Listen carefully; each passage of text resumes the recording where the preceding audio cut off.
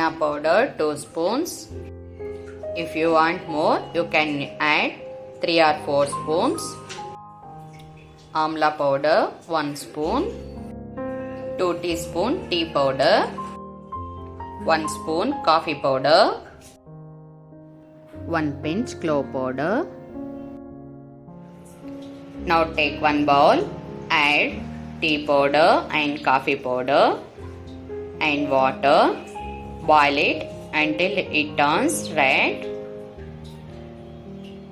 More than 10 to 15 minutes in a low flame. Now take another bowl, add 1 spoon amla powder, henna powder. If you want, you can take 3 or 4 tablespoons. 1 pinch clove powder. Boiling 10 to 15 minutes. Now our decoction is ready to use.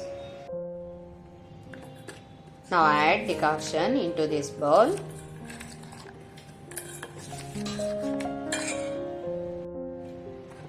Mix it well. Make a nice and fine paste. Now our pack is ready.